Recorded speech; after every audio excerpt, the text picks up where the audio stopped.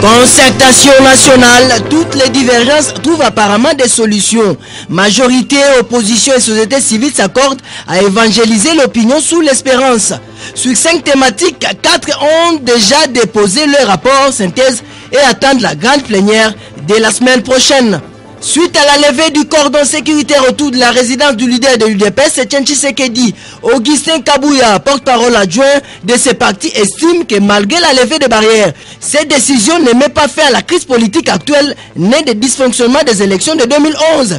Antenne A, le journal Alekiuka Mbambi. Madame, Monsieur, bonsoir, bienvenue à cette grande édition du journal télévisé sur Antenne A. Nous recevons dans ce journal un invité, il s'agit de Jean-Pierre Kambila. Il est cadre de la majorité présidentielle, mais ici il est venu en tant que concertateur. Avec lui, nous parlerons de l'avancement des concertations nationales. Bonsoir Jean-Pierre Kambila. Bonsoir et merci de l'invitation. Nous vous en prions. On le disait tantôt, concertation nationale, ces travaux tendent lentement mais sûrement vers leur terme. Sur 5 thématiques, 4 ont déjà déposé leur rapport synthèse et attendent la grande plénière qui sera convoquée dès la semaine prochaine. En tout cas, majorité opposition et société civile s'accordent déjà à prêcher l'espérance. Éric Kizami et Blaise Lunda. Les assises de concertation nationale touchent petit à petit à leur fin. Pour les délégués participants, ces forums voulus national a produit un travail de qualité pour lequel il faut faire foi. L'objectif de politique est de se mettre d'accord sur les questions qui nous divisent afin de nous consacrer au développement social, éducatif du peuple congolais. Parce que qu'est-ce qu'attend le peuple congolais? Il attend d'avoir une modification dans son panier de ménagère, donc ce qu'il a dans son assiette au quotidien. La foi également dans les chefs de participants de l'opposition politique, cas du mouvement de libération du Congo MLC. Et moi j'ai foi en nos travaux. Je pense que ces travaux atterriront de la bonne manière. L'évocation que vous faites de la commission gouvernance et démocratie, j'en fais partie, est en partie fondée. C'est vrai qu'il y a eu des problèmes, mais ces problèmes sont dépassés. Ces problèmes sont dépassés et aujourd'hui nous tendons vers un accord collectif sur les résolutions. La jeunesse qui y prend part est heureuse de partager cette expérience. Déjà, se réunir en adultes prouve que ça ira pour le mieux demain. Ça valait la peine. Je pense que ça a été, disons, une merveilleuse opportunité de pouvoir réfléchir de manière objective et se poser la question de savoir d'où nous venons, où nous sommes et où est-ce que nous allons. Et en tant que jeunes, je pense que les aînés devraient déjà nous accoutumer à de telles habitudes, d'autant plus que Socrate dit « connais-toi toi-même ». Et les Congolais, nous devons nous connaître pour nous parler, et nous parler pour nous comprendre, et nous comprendre pour baliser le chemin d'un avenir radieux. De partout, les Congolais exigent aux décideurs non seulement de produire de belles réflexions, mais surtout de s'engager à faire de la cohésion nationale l'élément moteur pour le développement. Voilà, comme annoncé sur ce plateau, Jean-Pierre Kambila, vous êtes de la majorité présidentielle. Peut-on dire que le dénouement est heureux, le dénouement des concertations nationales, puisqu'on est pratiquement au terme de ces travaux? Jusqu'à présent, les choses se sont très bien passées. Au niveau de chaque thématique, les discussions ont été parfois rudes, mais toujours empreintes de courtoisie. Et les conclusions ont été écrites, préparées et elles sont remises au fur et à mesure au Présidium. Nous aurons une assemblée plénière mardi ou mercredi et c'est de là que les recommandations finales seront rédigées pour être remises à son Excellence Monsieur le Président de la République. Donc je pense que les concertateurs, quel que soit leur horizon, leur origine, ont fait leur travail. Maintenant, Donc quand on déclarait que ces concertations étaient à l'image d'un match qui se jouait en différé, c'est-à-dire les résolutions étaient déjà connues d'avance, il y avait déjà des cadres de la majorité qui avaient travaillé sur ça. Qu'est-ce que vous répondez à ces personnes-là? Est-ce que les discussions se sont faites en toute liberté? Vous avez tenu compte de l'apport de chacun, ou c'était taillé sur mesure, les résolutions déjà connues d'avance? Imaginez que les opposants, les membres de la majorité et ceux de la société civile sont allés à ces concertations sans préparation, ce serait une insulte.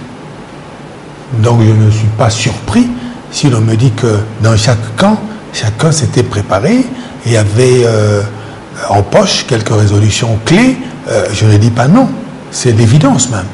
On ne va pas à un forum d'un tel niveau sans se préparer à l'avance. Donc chacun s'était préparé à l'avance. Mais pour avoir participé de l'intérieur, je peux vous assurer que les discussions étaient sans complaisance, parfois même rudes, mais toujours empreintes de courtoisie. Bien évidemment qu'il y a eu quelques crashs, mais ça c'est tout à fait normal. Et maintenant que les propositions sont prêtes, nous allons les présenter au président de la République après la séance plénière. Et je pense que nous avons fait un travail sérieux. Et d'ailleurs, vous verrez bien qu'il y a parfois des recommandations contradictoires. Vous étiez dans la sous-commission de la thématique DDR, désarmement, démobilisation, réinsertion. Absolument. Certains membres de l'opposition avaient demandé à ce que vous puissiez autoriser aux groupes armés d'envoyer leurs représentants à ces concertations nationales. Finalement, on a eu vent de l'arrivée de quelques membres de groupes armés, pas tous quand même, mais essentiellement le M23 qui n'était pas là. Vous pensez que ces résolutions vont être imposables à tous? Non, pour moi je crois qu'il faut que les élites politiques congolaises soient sérieux. Pendant presque 6 mois, ici, depuis le mois d'avril jusqu'à ce jour, le débat politique congolais ici était axé sur la nécessité de respecter les accords cadres d'Addis Abeba et notamment la résolution 2098 du Conseil de sécurité des Nations Unies. Une des conditions clés de ces deux documents, c'est que les groupes armés sont considérés comme des forces négatives. Donc lorsque l'opposition nous disait il faut respecter ceci, ça voulait dire il ne faut pas discuter avec les forces négatives. Alors, il faut qu'on soit sérieux. Ça c'est un. Deuxièmement, nous avons signé, la République a signé l'accord cadre. Et l'accord cadre définit ces gens-là comme étant des forces négatives à éradiquer par la brigade internationale pour laquelle nous nous sommes battus. Alors, vous voyez les Congolais, là, officiellement, en train de recevoir à Kinshasa les forces jugées négatives pour lesquelles nous nous sommes battus pour qu'il y ait une brigade. Ceux qui négocient avec le M23 à Kampala sont également les Congolais. Ce n'est pas la délégué du gouvernement. C'est pas la même logique. Kampala a commencé, la discussion de Kampala découle de ces accords.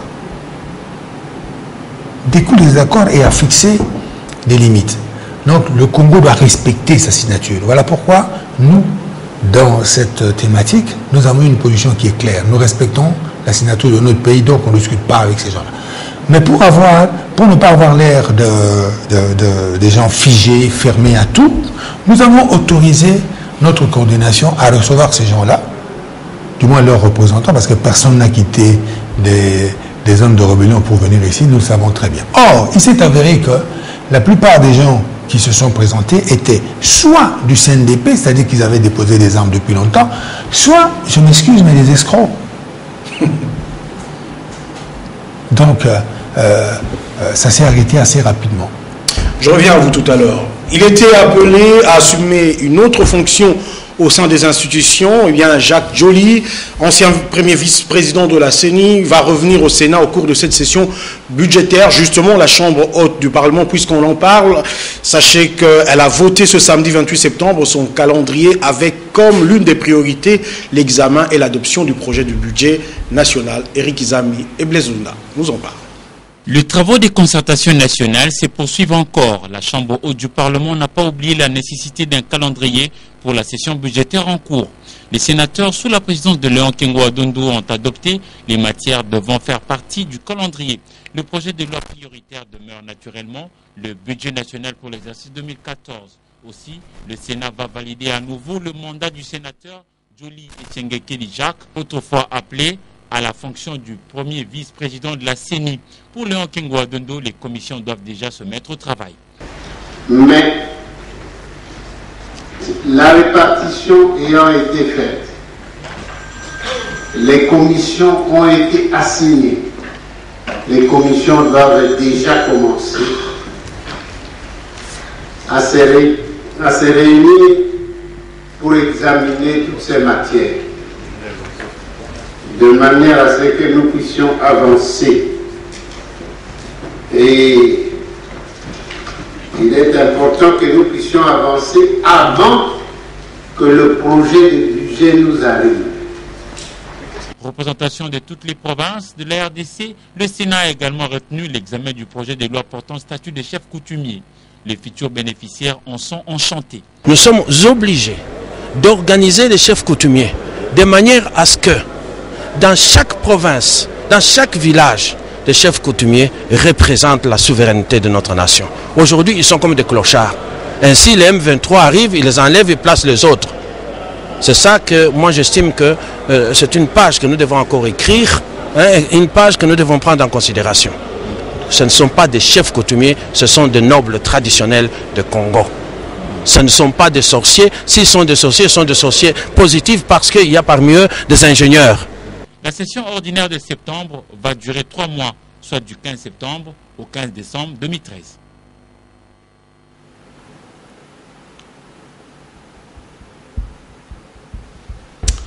Conformément au désir émis par les concertateurs, le ministre de l'Intérieur a ordonné la levée des barrières autour de la résidence du leader de l'UDPS, Etienne Tshisekedi. Aujourd'hui, nos reporters sont descendus sur place à la 10e rue Lumété, rue Pétignas, pour finalement constater que les nombreux checkpoints ont été levés autour de la résidence du président de l'Union pour la démocratie et le progrès social. Cette décision permet également, il faut le dire, de favoriser une fluidité dans la circulation dans ce coin de la capitale. Justement, suite à cette levée de barrières autour de la résidence Etienne Tshisekedi, Augustin Kabouya, porte-parole adjoint de ce parti, estime que malgré cette levée de barrières, cette décision ne met pas fin à la crise politique actuelle née des élections contestées de novembre 2011. Il est au micro de Djouzen Belebele. Avec la levée des barrières autour de la résidence du Dr Etienne Tshisekedi, au regard des mensonges distillés dans l'opinion en rapport avec l'objet en marge, l'IDPS prit l'opinion tant nationale qu'internationale de noter ce qui suit. Le pouvoir a installé un poste de police au croisement des avenues Boulevard Lumumba et la 10e mairie en 2004. Ces barrières ont été multipliées et renforcées avec des éléments de GR. M. Lambert Mende et Obé Minaku ont toujours soutenu que ces forces combattantes avaient pour mission de sécuriser le président Etienne Tshisekedi. La joie exprimée par les écoliers et les élèves des écoles environnantes ainsi que les habitants du quartier après la levée des barrières demain prise en plénière de la session de l'Assemblée générale des Nations Unies et à la veille de l'arrivée de la délégation du Conseil de sécurité de l'ONU. Cette décision vise à faire croire qu'enfin la crise politique électorale est terminée. Monsieur Kabila, je reviens à vous. Vous avez un peu souri sur ce plateau en entendant la déclaration de porte-parole adjoint de l'UDPS. Est-ce que parce que certains avaient quand même demandé qu'il y ait un dialogue direct entre le président Joseph Kabila et le leader de l'UDPS, M. Etienne Tshisekedi, pour décrisper un peu la situation politique et pour mettre fin à la crise qui est née, la crise post-électorale de 2011. Est-ce que vous ne pensez pas que ces gens qui demandaient ça avaient raison? Mais pour dialoguer, il faut être à deux. Pour dialoguer, il faut être à deux. Lorsqu'on a perdu les élections, on commence par reconnaître qu'on a perdu les élections. Et si on le veut, on félicite celui qui a gagné. C'est déjà le début d'un dialogue. Mais pour dialoguer, il faut toujours être à deux. Et jusqu'à présent, je n'ai pas encore entendu le président de l'UDPS accepter sa défaite et encore moins féliciter le vainqueur. Et lui, il dit qu'il a gagné les élections. Nous ne sommes pas d'accord sur ce point-là. C'est une opinion que nous n'admettons pas parce qu'elle n'est basée sur rien. Même les gens qui ont dit clairement que les élections chez nous avaient posé des problèmes n'ont jamais dit que le président de l'UDPS avait gagné les élections. Le président de l'UDPS n'a pas attendu le résultat des élections pour proclamer qu'il a gagné. Il n'a même pas attendu les élections. Il s'est autoproclamé avant. Donc, ce n'est pas une crise post-électorale. La crise, elle a commencé au jour où le président de l'UDPS s'est autoproclamé président de la République avant les élections. C'est là l'acte fondateur des problèmes actuels. C'est pas après.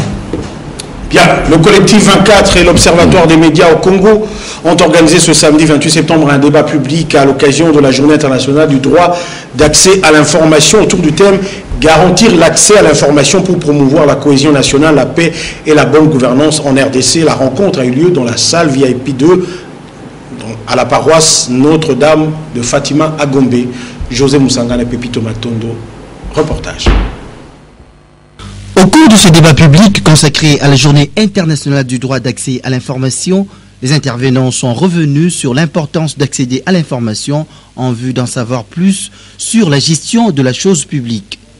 Nous estimons donc qu'en permettant aux Congolais, à tous ceux qui vivent dans ce pays, d'accéder à l'information, les dirigeants congolais vont non seulement contribuer à une meilleure connaissance, à une meilleure maîtrise de ce qui se passe dans notre pays au niveau de la population, mais que cela va permettre une meilleure adhésion à ce qui est fait et aussi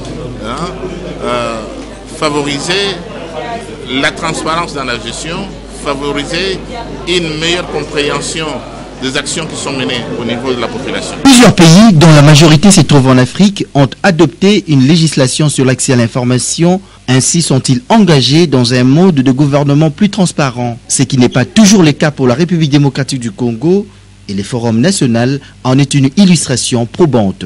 Le fait de ne pas transmettre en direct les concertations nationales, le gouvernement a privé le peuple congolais de son droit de savoir les enjeux qui les touchent. Depuis 2010, la proposition de loi sur l'accès à l'information a été déposée au Sénat et jugée recevable.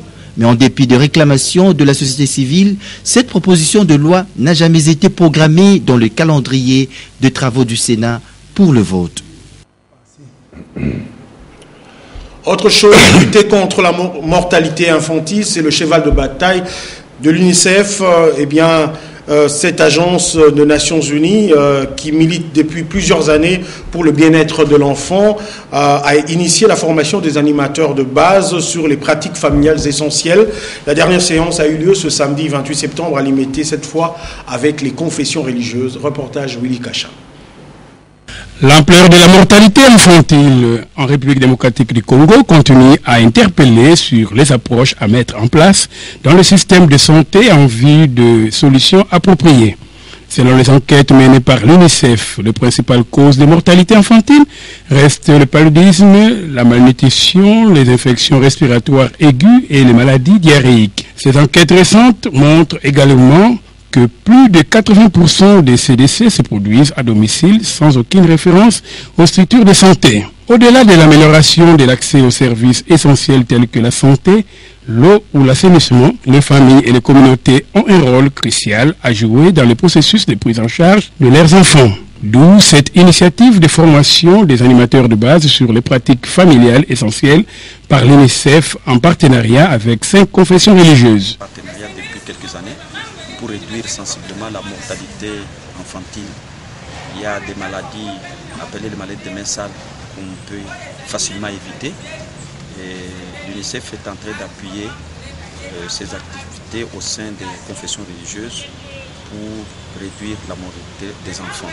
Nous comptons beaucoup sur les confessions religieuses, en particulier les 5 avec lesquelles nous avons signé un protocole d'accord pour que ces confessions religieuses puissent amplifier les messages au niveau des différentes structures, des différents canaux qu'il y a dans ces confessions religieuses telles que les groupes de jeunes, les groupes de mamans, les écoles, les ménages, parce qu'ils sont capables de faire des visites à domicile, de visiter les familles et de parler de ces questions pour que les gens puissent d'abord avoir l'information et pouvoir changer progressivement des comportements.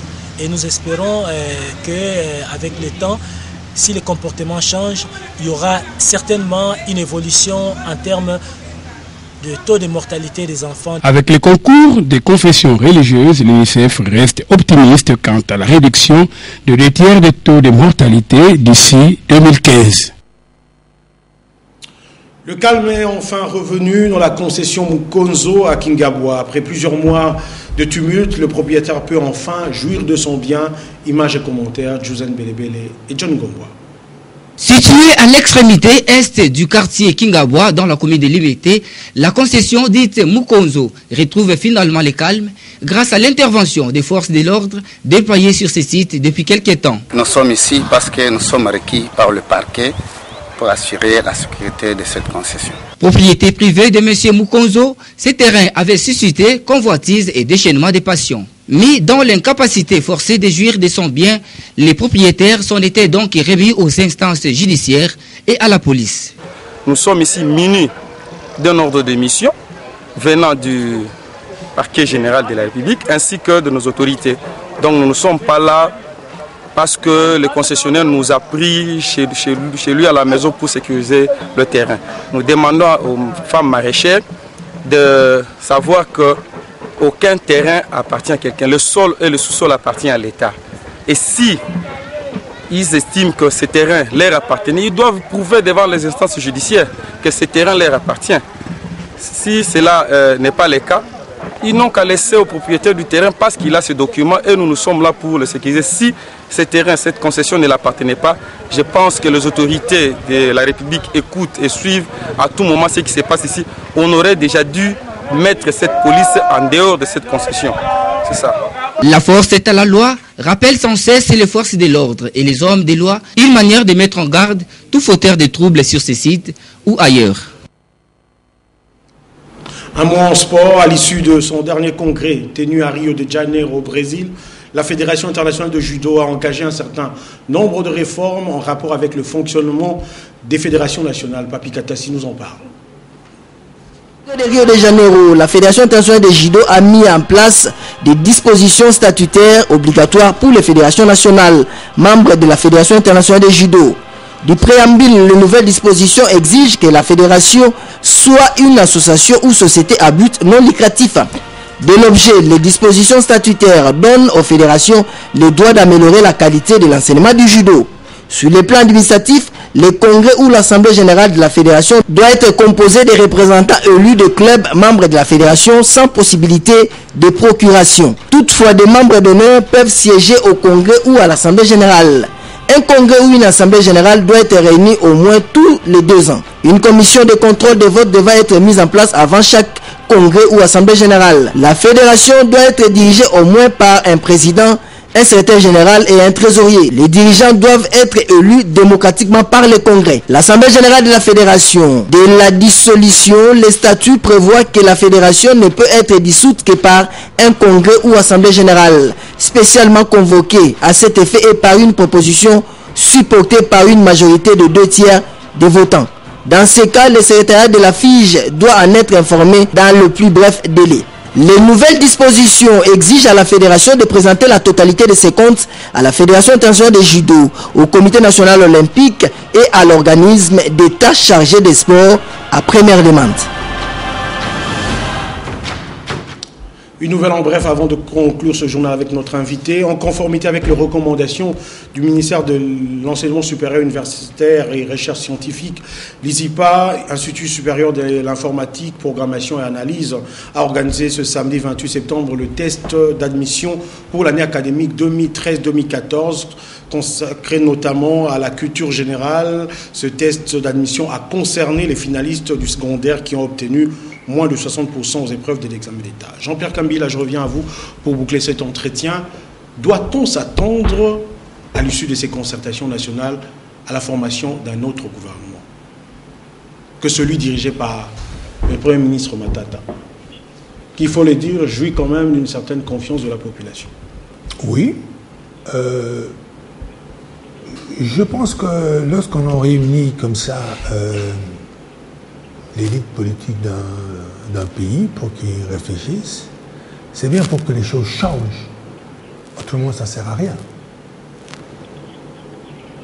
Je m'attends donc à ce qu'il y ait quelque chose.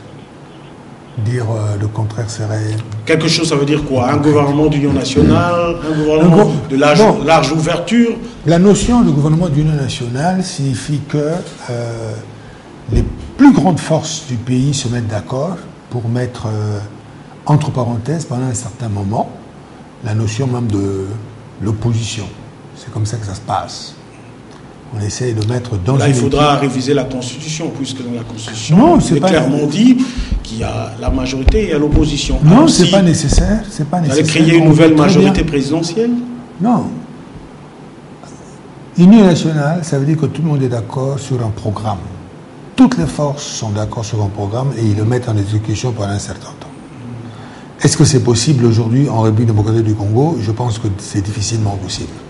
Parce qu'il y a des forces politiques qui, contrairement aux forces républicaines qui se sont réunies en concertation, ne sont pas venues. Donc on ne peut pas dire qu'ils n'existent pas. On doit bien constater qu'ils ne sont pas venus.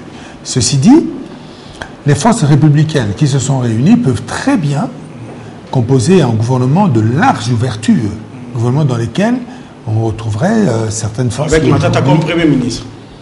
Ah mais, disons, les noms ne m'intéressent pas, les personnes ne m'intéressent pas. Ici, nous sommes là face à une problématique nationale. Qu'est-ce qu'il faut faire pour que les Congolais, du moins la grande majorité des Congolais, se sentent unis dans un gouvernement, représentés dans un gouvernement pour faire que... Merci Jean-Pierre Kambila. Je rappelle que vous êtes concertateur et cadre de la majorité présidentielle. Merci. C'est la fin de ce journal. Merci de nous avoir suivis. Prochain rendez-vous, c'est demain. Je vous retrouve à 19h. Portez-vous bien. Excellent sur le programme sur Antena. Bon week-end à vous toutes et tous.